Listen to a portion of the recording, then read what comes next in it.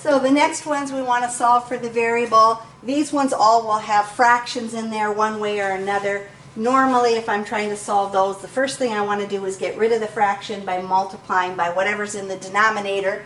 In this case, I would multiply by the 6.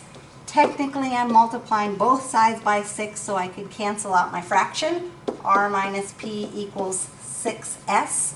Normally, we put our number in front of our variable. Then again, we solve it by moving our other term to the opposite side.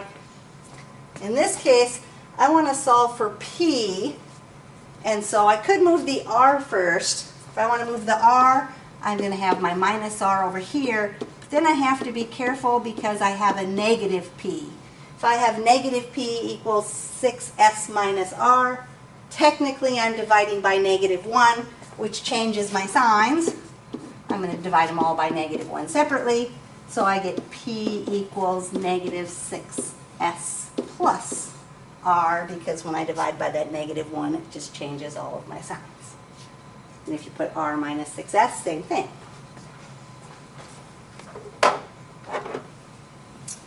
So number 5, if we're going to solve that one for D, first thing I want to do is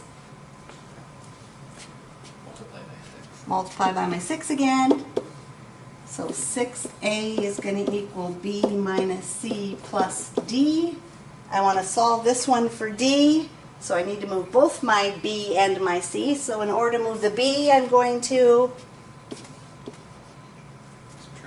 subtract the b, and in order to move the c, I'm going to add the c.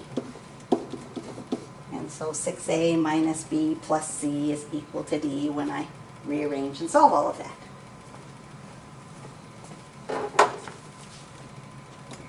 Now the reason they think this is important to be able to do is because if you take science class and you have all those science formulas, sometimes you want to solve it for one variable instead of a different variable.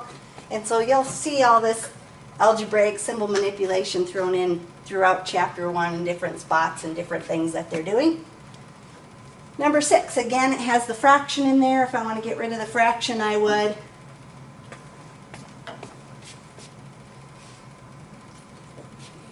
multiply by the 8, right? So times by the 8 first. If there would happen to be something other than a unit fraction, which has the 1 on top, I'd multiply by the reciprocal to get rid of the fraction, but the reciprocal 1/8 is 8.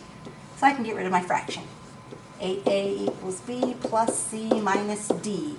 This one says we want to solve for c, so we need to move the b and the d.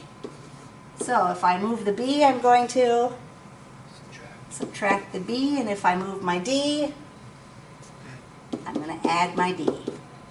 That leaves the c by itself. So 8a minus b plus d equals c.